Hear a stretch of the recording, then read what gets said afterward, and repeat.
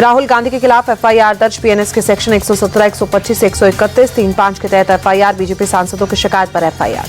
संसद धक्का मुक्की कांड पर राहुल गांधी ने सफाई दी, कहा हमने कोई धक्का मुक्की नहीं किया। अडानी मुद्दे से ध्यान हटाने के लिए पूरा विवाद। अंबेडकर पर माफी मांगे अमित शाह। राहुल ने अमित शाह के इस्तीफे की मांग की, कहा बीजेपी आरएसएस की सोच संविधान विरोधी, ये दोनों अंबेडकर की सोच मिटाना चाहते हैं।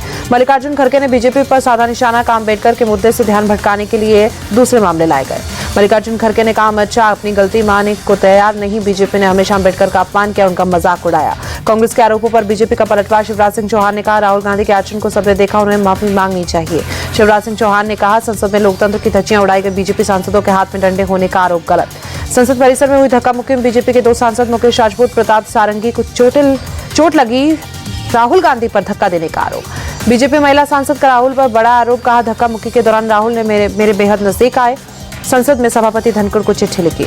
आमरण अनशन पर बैठे किसान नेता जगजीत सिंह डलेवाल को लेकर पंजाब सरकार को सुप्रीम कोर्ट की फटकार, कहा बिना किसी जांच के ऐसे कह सकते हैं उनकी तबियत ठीक है। सुप्रीम कोर्ट ने पूछा कौन डॉक्टर है जो बिना जांच के कहता है कि 20 दिन से अनशन पर बैठा 70 साल का बुजुर्ग ठीक है, उनकी सेहत हमारे लिए प्राथमिकता।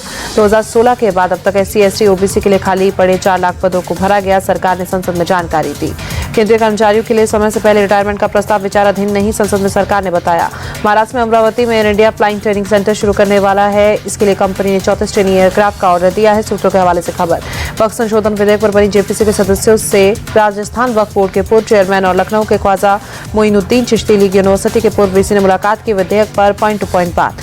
बंगाल में मंत्री फरहाद हाकिम का बयान, कांग्रेस से वक्फ संशोधन विधेयक लाकर गलती कर दी, संसद के पास नहीं होगा। कल से 3 दिवसीय मॉरिशस दौरे पर रहेंगे विदेश सचिव विक्रम मिस्री। नई सरकार के गठन के बाद दोनों देशों के बीच संबंधों को लेकर चर्चा। UNEP के लाइफ टाइम अचीवमेंट अवार्ड से सम्मानित हुए भारतीय पर्यावरणविद माधव गाडगिल, संयुक्त राष्ट्र का सर्वोच्च पर्यावरण सम्मान दिया गया। पहले वर्ल्ड मेडिटेशन डे 21 दिसंबर को संयुक्त राष्ट्र को संबोधित करेंगे आध्यात्मिक गुरु श्री रविशंकर। वैश्विक ध्यान के कार्यक्रम में जुड़ेंगे लाखों लोग। वर्ल्ड मेडिटेशन डे का सीधा प्रसारण भारतीय समय के अनुसार 21 दिसंबर को रात 8 बजे होगा। शांति और एकता को बढ़ाने देने में ध्यान की महत्वपूर्ण भूमिका पर बात करेंगे श्री रविशंकर।